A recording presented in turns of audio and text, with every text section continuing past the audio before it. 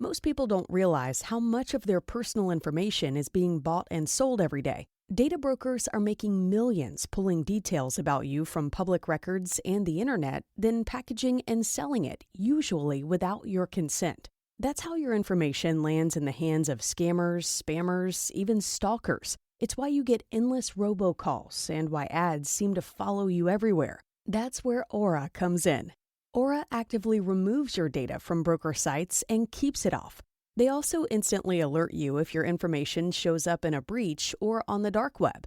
But Aura goes beyond data protection. With one app, you get a VPN, antivirus, password manager, spam call protection, dark web monitoring, and even up to $5 million in identity theft insurance, all backed by 24/7 US-based fraud support. Other companies might just sell credit monitoring or just a VPN. Aura gives you all of it, together at the same price competitors charge for just one service. Start your free trial today at aura.com/hidden. Protect yourself now at aura.com/hidden. Hey, y'all. As a growing family, my husband and I love game night, especially when it's Wayfair edition. Let's do it. You gotta name as many Wayfair furniture and decor categories as you can. Ready? Go. Sofas, bar stools, beds, ottomans, outdoor seating, bookshelves, kitchen tables, garden sheds, mid-century modern lamps. Time. Nice. You got 9 out of a lot. Not too bad. Keep practicing by visiting wayfair.com, where you can shop every style for every home. Wayfair, every style, every home. Every edition of the games starts for us way before the opening ceremony. And I'm not talking weeks, not months. I'm talking years. We have worked for a long time with Milano Cortina on positioning the games. And we have tried to communicate that up front, that once we get there, it's execution. But before it's development. Joining us today is Christian from the International Olympic Committee, sharing an inside look at how the Olympic Games are planned, positioned, and experienced by the world. Lighting of the torch is a big event to start the Games, and it has historic value. How do you see the importance of it? The Olympic flame really carries a special meaning. Once the torch arrives, that's when people feel it's real. We're not talking about planning anymore. We're talking about the Olympic Games are coming. Has there been any bumps on the road, any difficulties in your work with the IOC? Oh, absolutely. I mean, we had quite some challenging times. In the IOC, you stand on a ball and you permanently try to balance on the ball and not to fall off on the ball. And every move you do, it has an impact on every other corner or on every other place on the ball. And that's what we have to consider when we take decisions, when we implement things. It should work for as many as possible. Christian, welcome to Sports Management Podcast. Yeah, thank you very much. Looking forward to being with you. It's great to have you on the show. We are roughly a month away from the Olympic Games in Milano Cortina. So how is your work nowadays leading up to the Games? Well, quite a few people of the IOC are in Milano already, or in Cortina, or Livigno, or Bormio, and are preparing for the Games. But of course, the organizing committee is also getting bigger and bigger. More and more people, all of them are on board. The first volunteers are there. And we will gradually move to Milano with our team as well. Myself, I'll go, I believe, on the 25th of January. So it's about 2 weeks before the Games that I will arrive on site. But of course, we have like daily calls already. We are in constant contact with the organizing committee. So what we're doing here is really getting the last stretch done. And then the athletes can arrive towards the end of the month. Amazing. So in your role as the Director of Corporate Communication and Public Affairs, you have held this role now for since 2019, I think. Leading up to the Games, more specifically what you do, how does your work look like? Look, every edition of the Games starts for us way before the opening ceremony. And I'm not talking weeks, not months. I'm talking years. So we are always in touch and working with the organizing committees from the outset.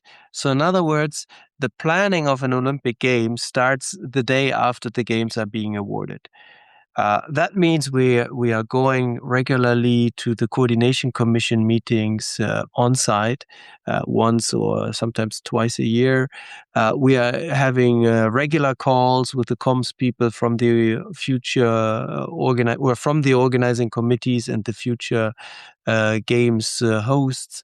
We are planning all their milestones with them. We are supporting them along the way with their milestones. For instance, for LA, as you might know or not, there's the ticketing release coming on the 14th of January.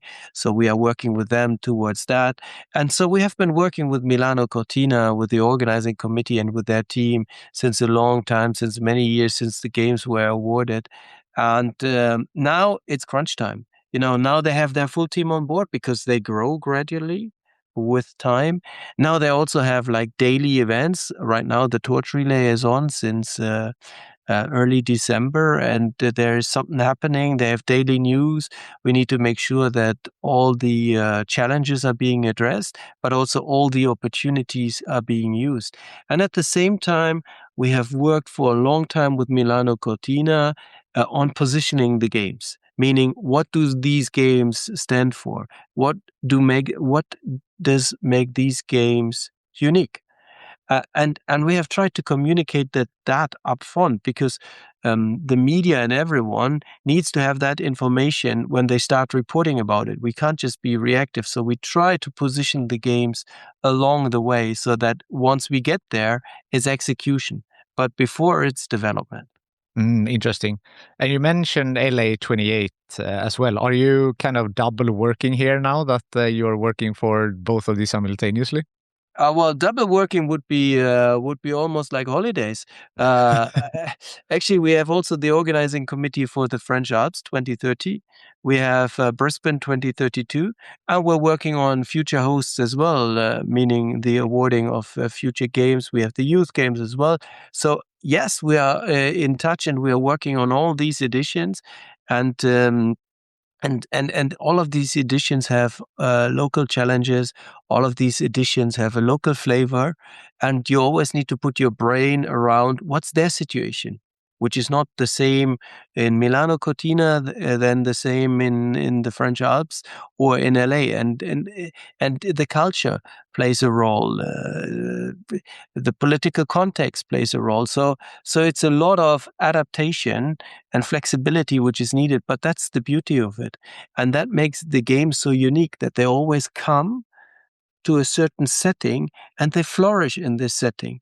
They bring the world into a setting. They ensure that the world gets to know what the people of a country are and how they think.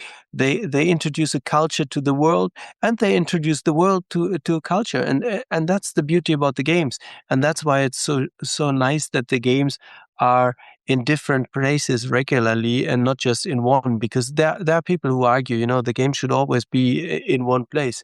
Yes, but that would mean we would lose some of the magic.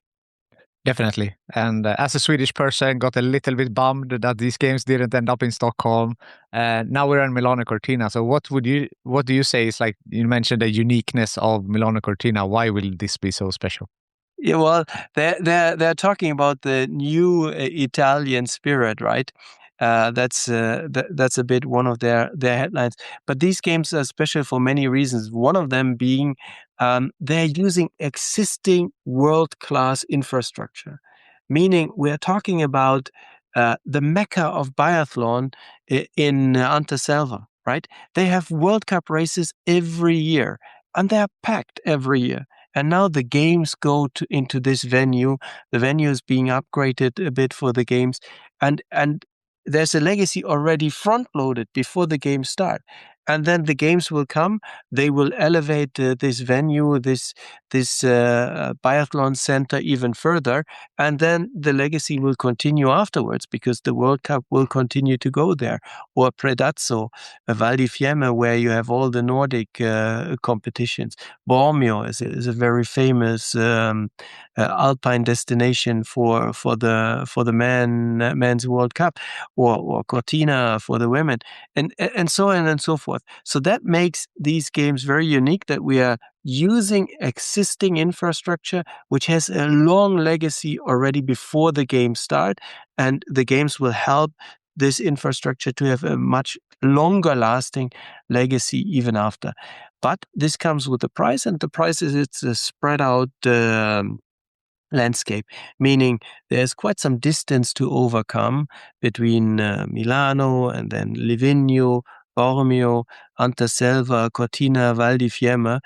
So it's not possible to go in the morning to a skiing event and in the evening to a figure skating or an ice sport event, except in Cortina where you hold the curling competitions. So that's a bit of the other side of the same coin, but it comes with much more legacy and much more sustainability because it's all there. Not much is built newly, and if built, then not just for the games, but for longer term use. That's really important. I was speaking to Michael Payne about white elephants and from the Athens 2004 Olympics and so forth. And that's sometimes an issue. So it's great to hear that you're using existing venues. You mentioned also like with the curling. I work with ice hockey regularly in my day job, and there was some writings about the hockey rink with the dimensions and everything. So how's that ready? going? It's ready. It's gonna be ready. Don't worry. It's gonna be ready. Yes, it was. It's late, but it's gonna be ready. The test event is gonna be happening soon. So, but it's ready. The colleagues who are there just told us this morning it looks good. They went onto the ice. The ice is there. I can promise you. The size will be fine as well, as you might have heard already from the NHL guys and from the International Hockey Federation. So we should be fine. Then I take your word for it, and I feel safe. Absolutely, you can. And the players as well. That's important, right? Remember, we do it all for the athletes, right? I mean, they need to have the best conditions, and therefore we always focus on setting the good conditions for the athletes and making sure their health and safety and their experience is respected. And that's, by the way, another challenge of this sort of games, which is more spread out, that the athletes' experience is obviously a different one if you're all living in one Olympic village, or if you're living in different places. But we are trying to accommodate that and to make sure that everybody has a good Olympic experience, despite in the mountains in particular, there we don't have one centralized Olympic village for all. You mentioned before the Olympic torch, and I saw some video on it on a zip line, and we're leading up, and the lighting of the torch is a big event to start the games, and it has historic value. And from a communications perspective, how is that process now with the Olympic torch, and how do you see the importance of it? It could not be overstated. The Olympic torch is magnificent. The Olympic torch unites people, and the Olympic flame really carries a special meaning. And once the Olympic flame is lit, this time at the end of November in the ancient Olympic site, although it was raining, unfortunately, so they had to do it inside. But this is the moment when it all really starts, because once the torch arrives, and I was in Rome when it arrived, that's when people feel it's real. We're not talking about planning anymore. We're talking about the Olympic Games are coming, and the torch has been going around the country. It's now further up in the north, coming closer to Milano. And many great Olympians, many great athletes, many great international famous people have carried the torch along the way already. Some more will come, and that's when the games and the feeling of the games also gets to the people in remote places of the country. Right? I mean, if you are in Sicily, obviously, it's a way up to Milano Cortina. It's a few kilometers to drive there, and it's nothing what you can do from a Friday evening. There's something big going on, and that might create interest. That might trigger them to actually go up there and to buy tickets to come and to watch the competition. despite them not necessarily being a winter sport region in Italy. So that's really the torch has many effects, not just emotional effects for the people, but also effects of igniting the spark, the flame in the whole country and making everyone aware the games are around the corner. Yeah. And as mentioned, it was on a zip line. And so what's the process? It will go around the country, as you mentioned. And then what's the process now up until being lit? Absolutely. So the torch relay is only a domestic torch relay after it takes off in Greece, because in Greece the flame is lit. Then there is a short Greek torch relay at each edition of the games. So it was the case here for a couple of days, and then after Greece it goes to the host country. In this case, it went to Italy. And now it went around the country, and it will continue going around the country. And now it's further up in the north right now. And then it will come closer and closer to Milano. The last 1, 2, 3 days are going to be very close to Milano. And the last day is then in Milano before the torch arrives during the opening ceremony in the stadium. And then the Olympic cauldron is going to be lit, and that's always the big moment, as you described it earlier. But also as it is symbolic when this moment when the cauldron is being seen and is being lit. That's also a little secretive moment all the time. Who's the last torchbearer? Who's going to light the cauldron? And that's, by the way, one of the privileges of my job is to get a preview on the opening ceremony or the closing ceremony of the games long in advance and in between all the time to look at certain elements and to comment and to make sure that we're all aligned. And, I love these meetings. There's always a small group of people sitting around the table being introduced to the plans of the creative team. And there's a great creative team in Italy. There's a great creative team in LA in place. And, opening ceremonies, closing ceremonies are always a magnificent, and they hold so much meaning. And it's not for no reason that hundreds of millions are tuning in when the opening or closing ceremony is on, in particular the opening ceremony, obviously. Yeah. And you get some behind the scenes content there and some information before the rest of us. So, I mean, the lighting of the torch has been also how you do it. It's been shot with an arrow, flaming arrow, and, all different things. So anything exciting planned for Milano Cortina?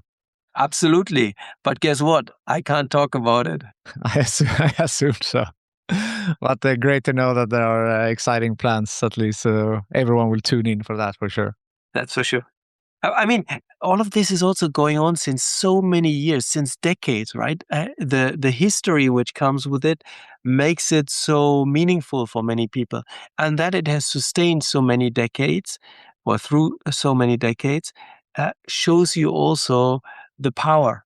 Because something which is so powerful, it can only sustain for such a long time. Otherwise, it would have been washed away. But I mean, it started in ancient times. Then it was revived by Coubertin in 1894, and then 1896, the first edition of the games. And that is, I'm always, I'm always reading the words of Coubertin when he said what he thought about the games and what the games should bring to the world. And it's as true today as it was true 120, 130 years ago.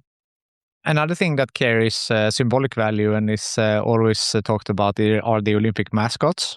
And I read, was it Tina and Milo this year? Is that right?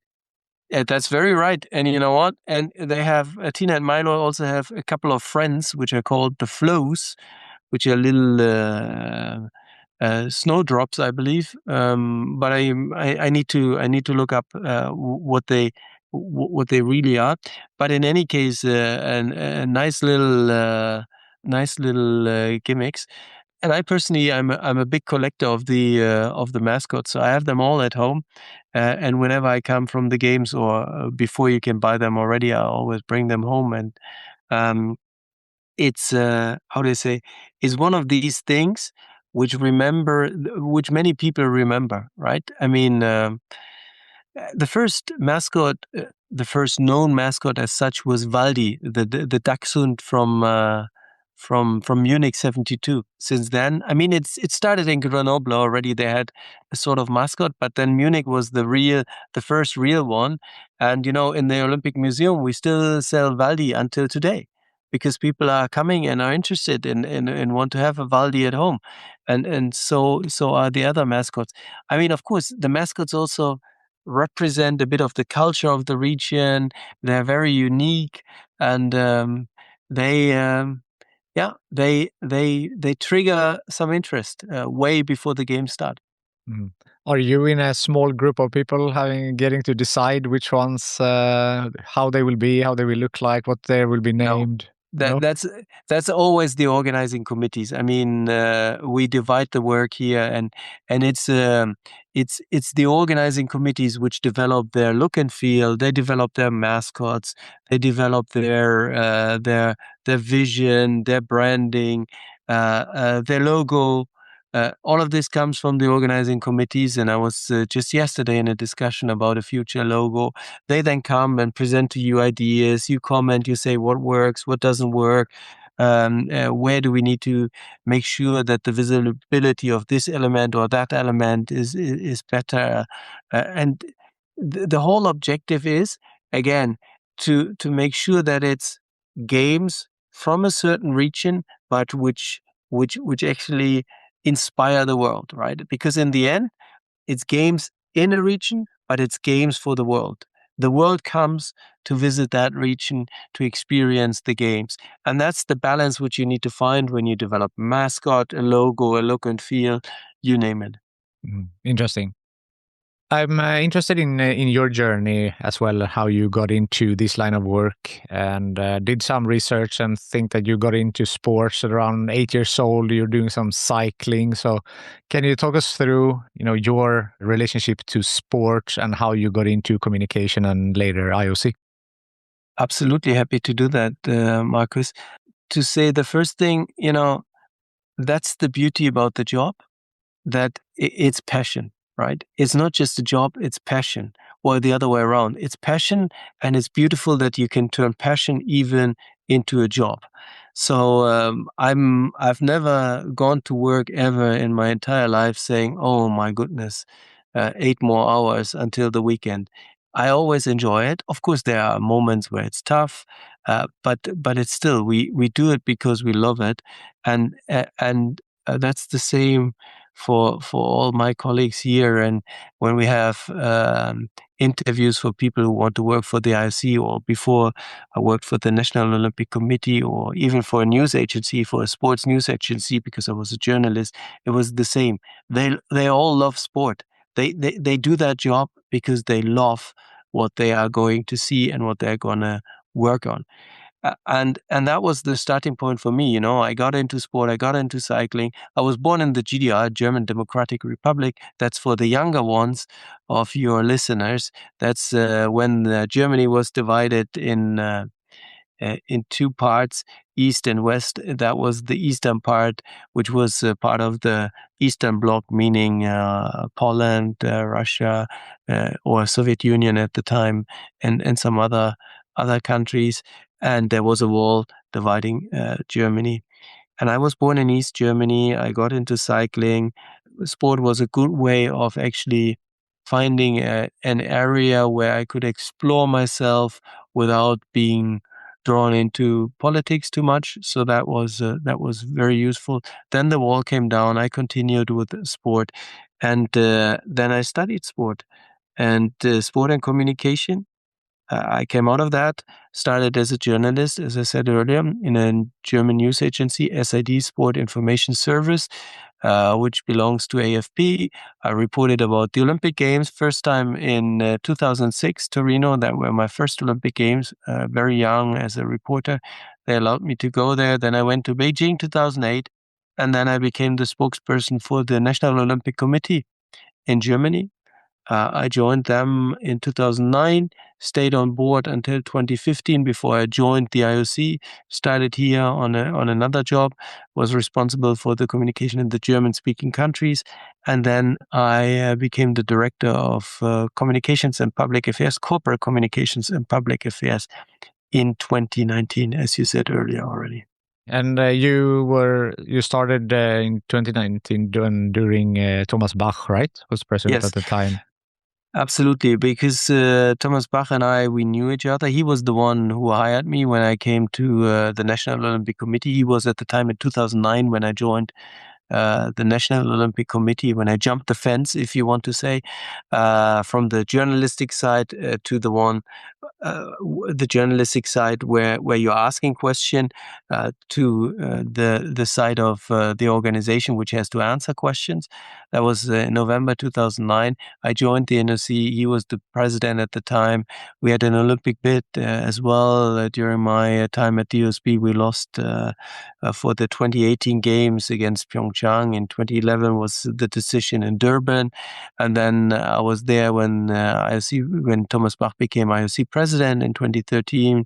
I accompanied him during his election campaign, supported him there, and then at some stage he asked me to join him in Lausanne, and then I joined him here in 2015, and I took that role here for the organization. Of course, I was close to him, but it's a role for the organization, right? We all work for an organization, and that's why I stayed on board in the DOSB longer after the IOC president, Thomas Bach, had become IOC president. I stayed on board and supported his successor, and now I'm supporting Kirsty Coventry here in the IOC, and it's great to have to also get to know different characters and how they run an organization, and I really enjoy it, and I love my job.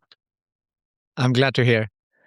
Does how you work and maybe strategies and so forth change when the presidents changed? So did Bach have a different strategy or a different way of working than President Coventry has, for example?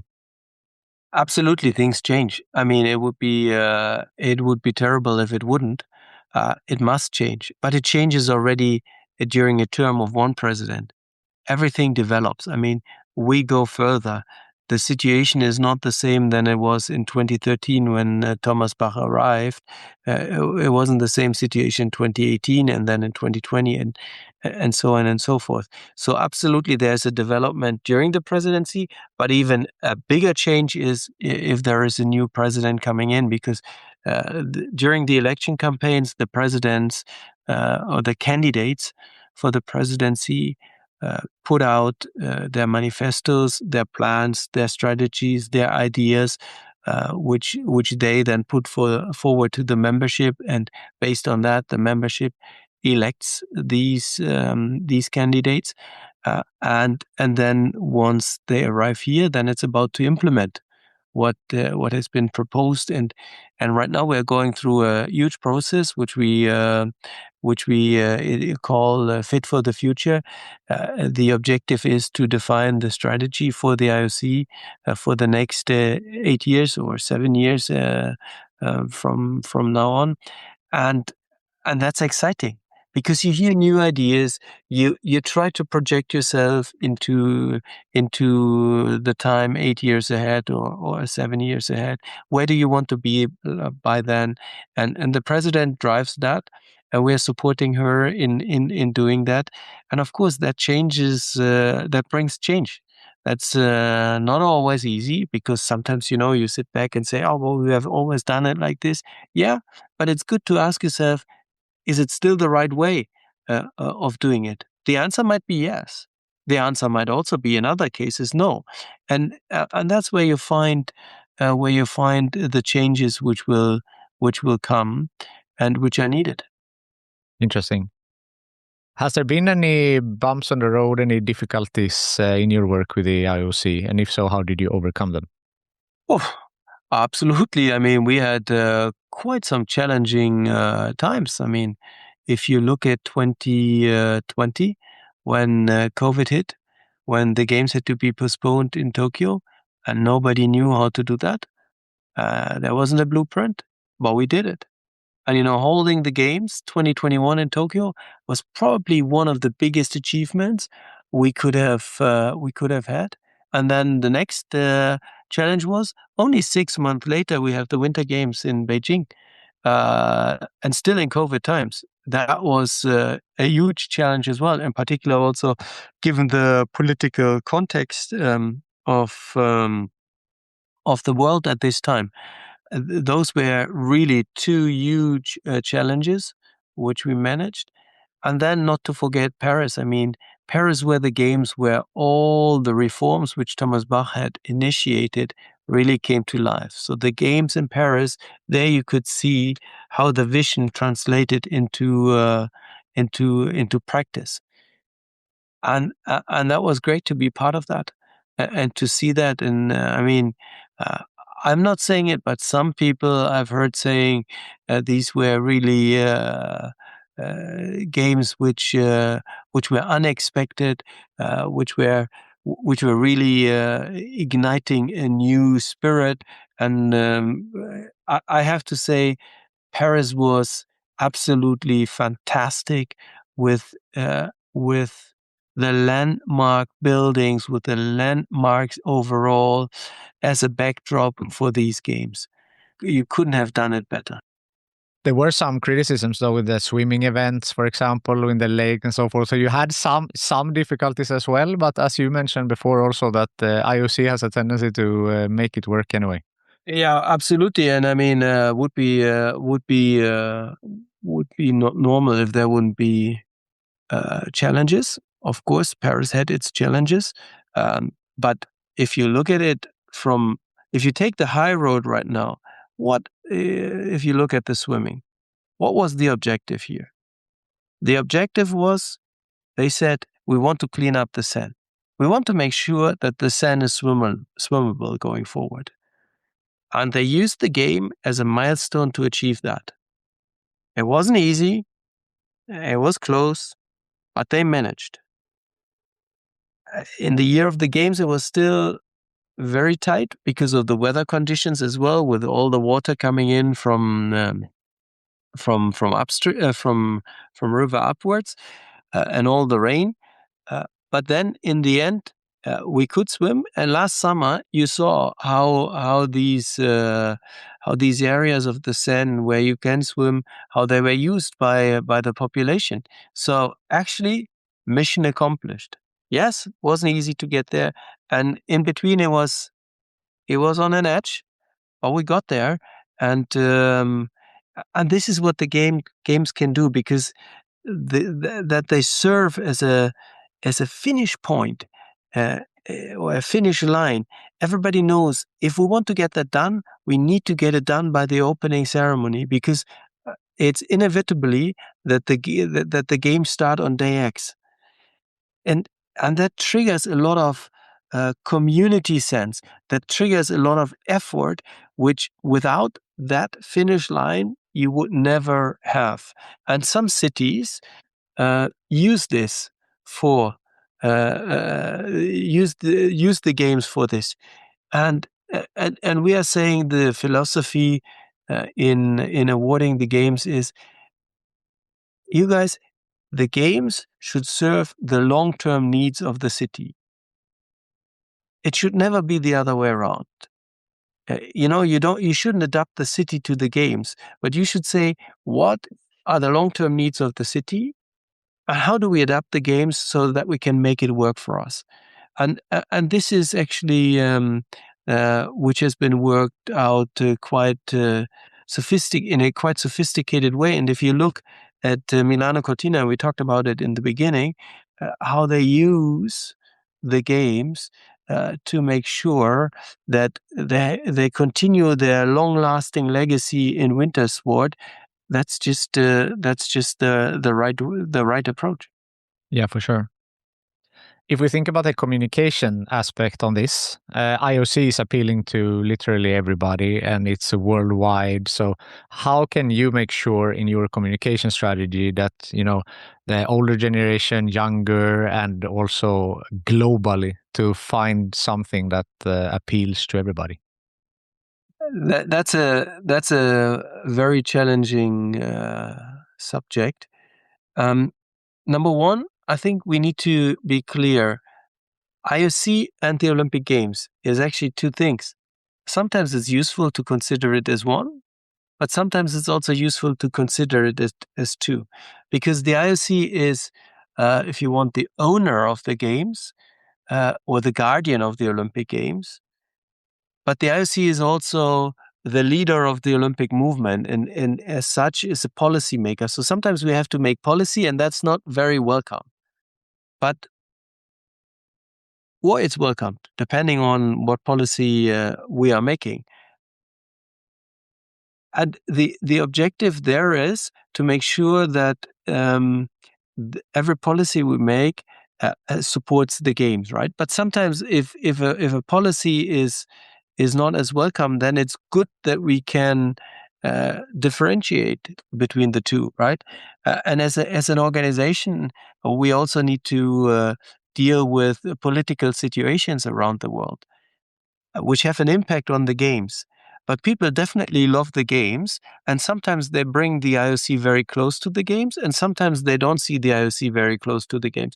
And that's something which actually helps or it does not help. It helps in bad times, but it doesn't help in good times, because in good times you want to get as much of the success transferred from the games to the IOC, and that's sometimes not as easy as in challenging times when the challenges are transferred from the IOC to the games. But with looking at it globally, we have national Olympic committees, 206 of them. If you see that we have 193 UN member states and we have 206 national Olympic committees, meaning committees which are really national and some are regional, and that's why it's more than UN member states, then you see that this organization is in every corner of this world. And the spirit of the games is represented in every corner of this world by the national Olympic committees and their athletes. So for us, it's very helpful to have these organizations who do the local work, because we can't do the local work from Lausanne. How could I sit in Lausanne and could say what would be the best communication in Samoa? That would be, or in Sweden, or in Germany, or in the US, or in Chile, in Japan, or in India. You name it. That's difficult from here. But so we need to think of how do we enable our national Olympic committees, for instance. How do we give them tools? How do we provide them with materials? How do we ensure that they can do the job which they are supposed to do? Then we have international sport federations. They're responsible for their sports. So in other words, the IOC is not an expert in skiing. We have the International Ski Federation. They take the decision on the rules in skiing, also at the Olympic Games. They provide the judges. They make sure that their sport is run properly. That is not the IOC. And that's very useful because they are dealing with their sport day in and day out. We only come in every 4 years and we provide the stage for the games. And so we are basically a stakeholder-driven organization, and we work with the national Olympic committees, with the international federations, and of course, we work with them for the athletes community, because the athletes community and the athletes, the individual athletes, are the ones for whom the international federations, the NOCs, and we as IOC do all of this, right? But then we also need to make sure that the people who watch it and who are around it are buying into it, are liking it. So that we're presenting to them, and I call it now a product, which is interesting. that they don't say, "Oh, I don't care what they do there," and I turn off the TV or my mobile phone and watch something else.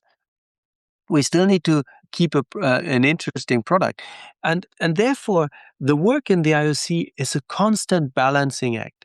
It's a super complex organization, and I describe it with the following image. I always say, in the IOC, you stand on a ball, and you permanently try to balance on the ball and not to fall off on the ball. While you might know there are these balance pads where you have half of a ball underneath, and the worst what can happen is that you trip and you stand still on one side. But when you stand on the ball, it's not like this. You need to balance permanently, because otherwise you fall off the ball and you have a problem. And every move you do on top of the ball, it has an impact on every other corner or on every other place on the ball. And I think that is the work we have to do, and that's what we have to consider when we take decisions and when we implement things. It should work for as many as possible. Unfortunately, it's not possible to make it always work for everyone. Our world is too diverse. The sports are too diverse to make it work for everyone, but we try in every situation. But mostly we are quite successful in doing so, because that's how we keep the unity of the Olympic movement together. And that we still have 206 NOCs coming to the Olympic Games shows you that we are quite good at that. Definitely. And thank you for that explanation. I think that was really great. And as you mentioned, that maybe a lot of people, when they think, they just think IOC and that equals Olympics. But as you said, it doesn't necessarily. And also you have the national federation and the sport federations. And it's a big puzzle. Yeah, it is indeed. And you mentioned before that you used to be a journalist and now you're on the other side answering the questions. So what do you prefer, to ask the questions or to answer them? No, definitely to answer them. There's no doubt about it. And I tell you why. When I love my job as a journalist, but sitting on the other side, it gives you the opportunity to change things, right?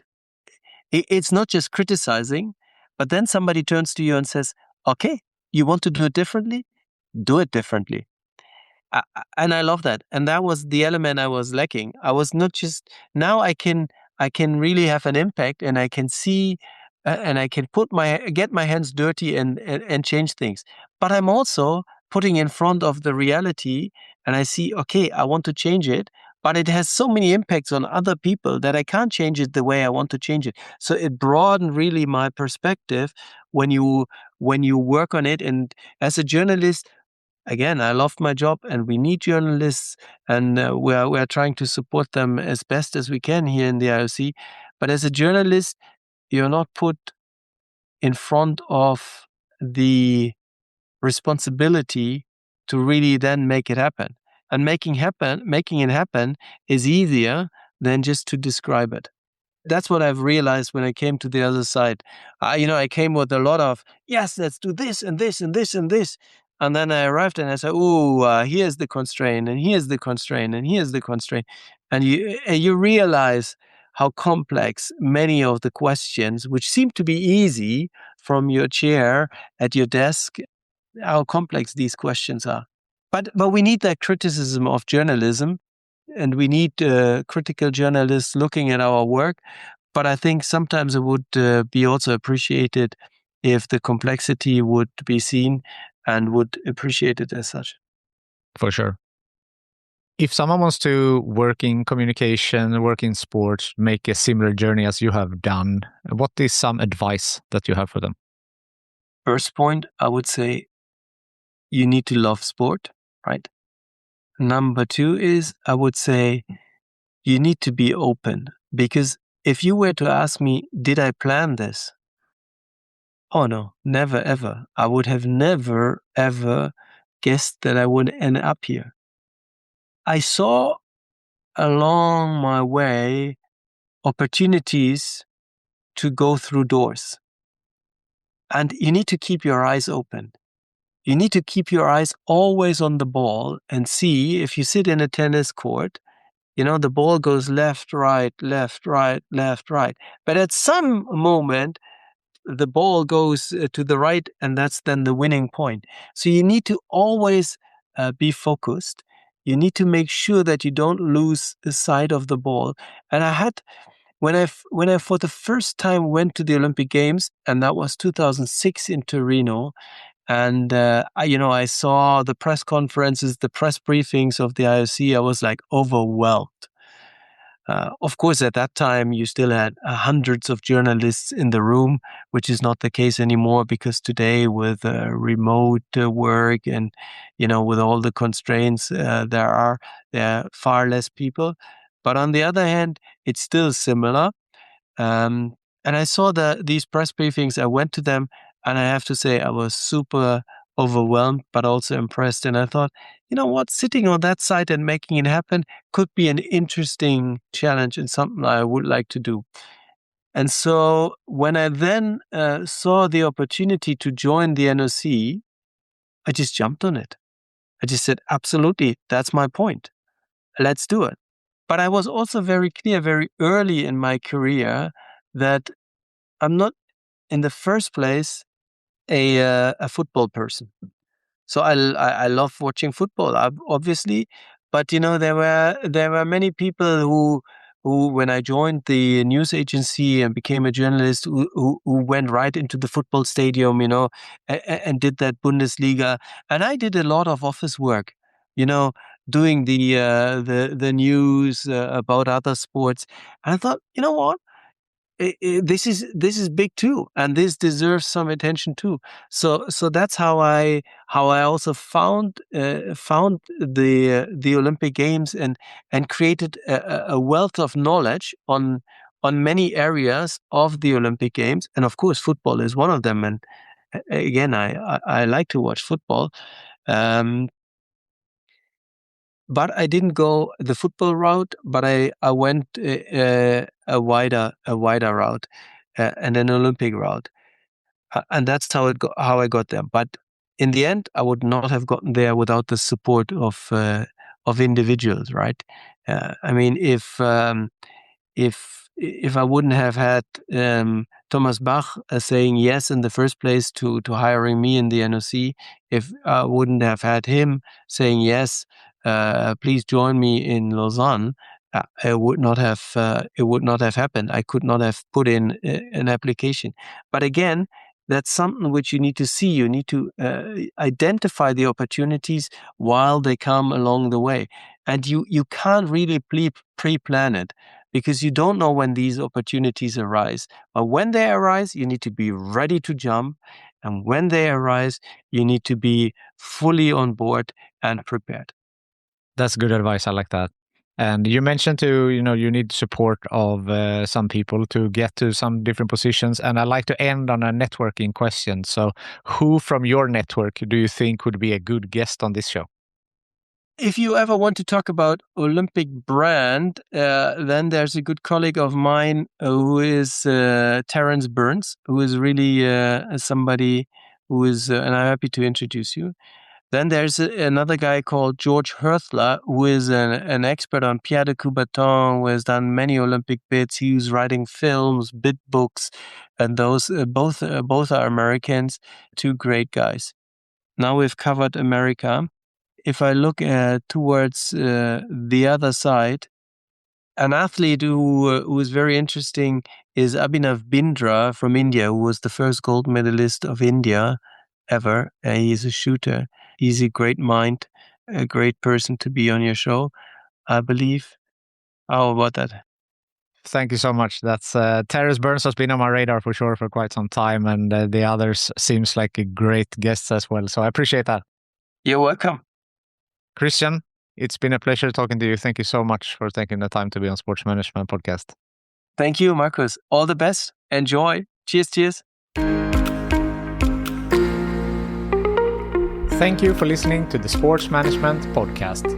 Please hit the follow or subscribe button on your podcast app so you don't miss out on any upcoming episodes. If you want to get in contact with me, send an email to sportsmpodcast@gmail.com, connect with me on LinkedIn, or follow the podcast on Instagram, X, and Facebook @SportsM Podcast.